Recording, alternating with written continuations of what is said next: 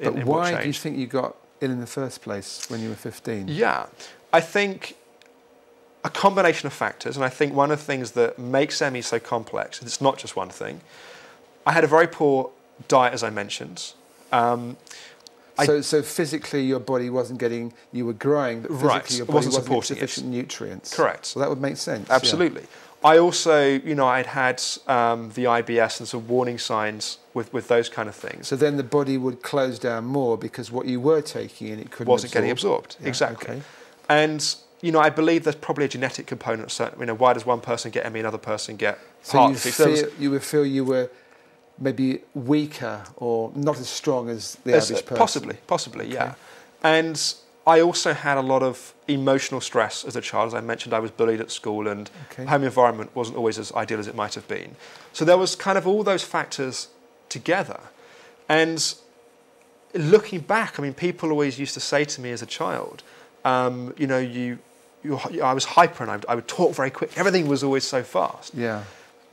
And I had no real concept of that. But in hindsight, even before I got ME, I was already driving my nervous system very hard. When I got ill, I then had something to really worry about. Yeah. Whereas before it was, you know, it would have been kind of more day-to-day anxiety.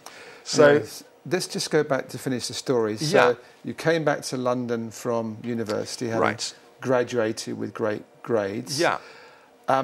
What percentage in terms of recovery had you reached that point? I'd say by that point I was 85, 90%. Well, I mean, pretty you know, good, I mean, by that stage I could do an Ashtanga yoga class for an hour and a half, 2-3 times a week, and not feel. Ashtanga yoga is very active, very dynamic. Yeah, I mean pretty much the equivalent of working out in a gym. I mean, it's pretty full on. Yeah. I couldn't run, but I could do that. Yes. I could go through the day without resting in the afternoon. Okay. But I couldn't. I didn't feel I could quite do a full-time job at that point.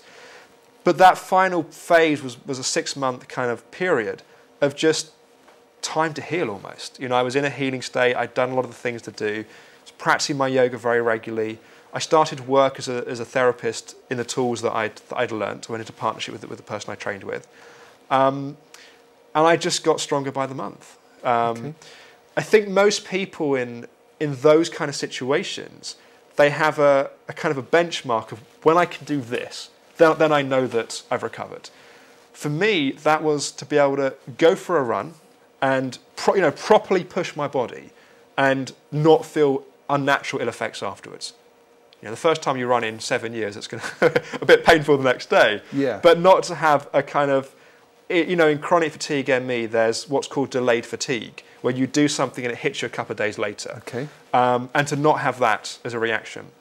And it was a Sunday morning, it was early January, and you know, obviously I remember it very clearly. You know, it was a major point in my life, and I ran from the apartment where I lived in Crouch End to Alexandra Park and up the hill to Alexandra Palace.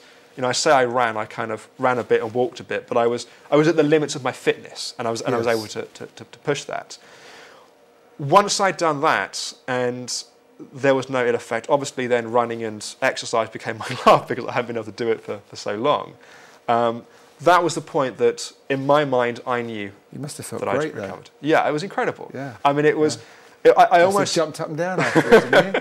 It felt a bit like there's a scene in, I think it's the first Rocky film, where he runs up the steps up in I forget where it was set, and you know, it felt like that I was running up this hill.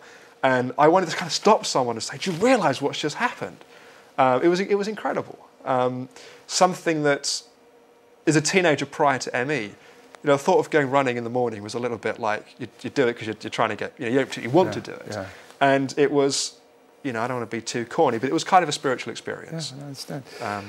So anyway, what you do now is you actually have your own clinic, which is based in Harley Street in London. Yeah.